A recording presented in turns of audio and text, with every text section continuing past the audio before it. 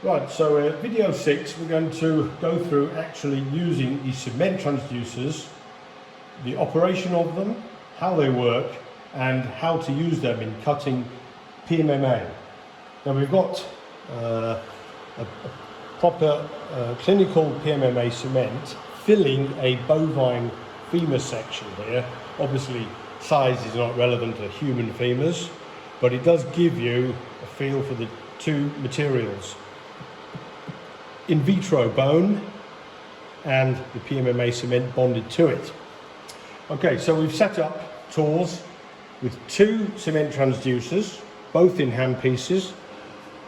There's an 8mm piercer in this one and an 8mm scraper in this one.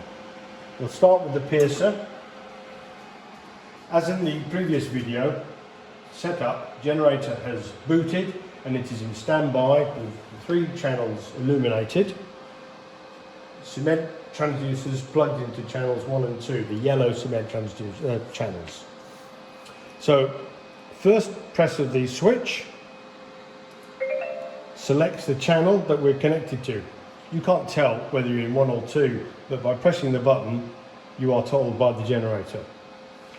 Now we've got the foot switch set up as well, so just for convenience while I'm doing this, I will probably use the foot switch instead. Now obviously that has channels 1 and 2 as well, and we're using channel 1, so I press 1 and it's activating because it's already selected. This is now resonating.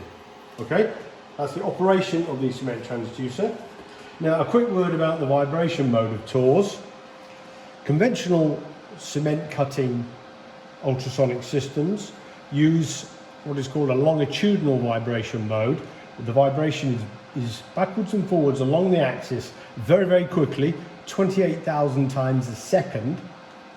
TORS is different because it's using a combination of a longitudinal mode but also a different mode called torsional, which is a twisting motion. You may not see this, but the probe is actually rotating a little way, through a little angle, backwards and forwards around the axis. So it's actually twisting like that, as well as vibrating like that.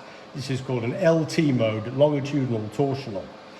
The result is that this softens the cement more quickly than a conventional system with the same number of watts of power. That's a very important difference between the two types of system. Okay, so that's why TORS is working the way it is. Now here we have the bone with the cement,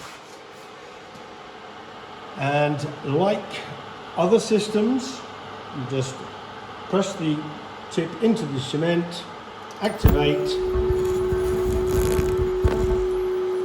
and the energy delivered to the cement softens it very quickly, and the probe sinks through the softened cement. And you pull it out, and while it's still warm and soft you can break it up.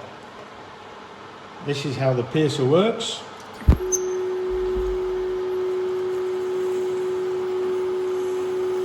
Pushing in, not much force, let the ultrasound do the work, switch off, pull it out, and there's a great slug of cement on it. So as in all ultrasonic cement removal systems, when the probe touches the bone, the ultrasound is not absorbed by the bone, it's reflected by it because the impedance is very different to cement. And the probe merely rattles and screeches against the bone. That's a very important indication of bone contact, and the surgeon uses that all the time as an indication, and it's important to use that feature. Now we've got a section bone here which will work very well to demonstrate the scraper. So I'll pick up the other transducer already fitted with the scraper probe. Now if I press the switch on this handpiece, selects the other channel, so it's connected into 2, and then we straight away move into cement scraping now. And this obviously works by pulling back peeling back a big slug of softened cement, which can be plucked off, and in you go again. And again, you hear the screeching.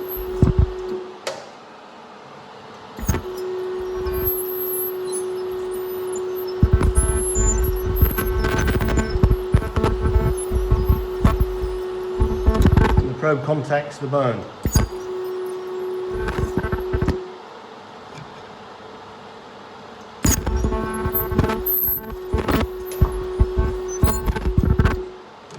And as with the piercer, use the syringe full of saline after each set of 3 scoops, and you pull all of that saline out again so that it's dry. You don't want saline left in there because the ultrasound can actually boil that saline, and that might do some thermal damage. It's all very easily put in and removed with the suction lavage system. The only other thing to mention is the different sets of probes. We have 4 piercers, 4 mil, 6, 8 and 10. They all have holes in them for catching the extruded cement, except the 4 mil piercer, which is solid because it's so small.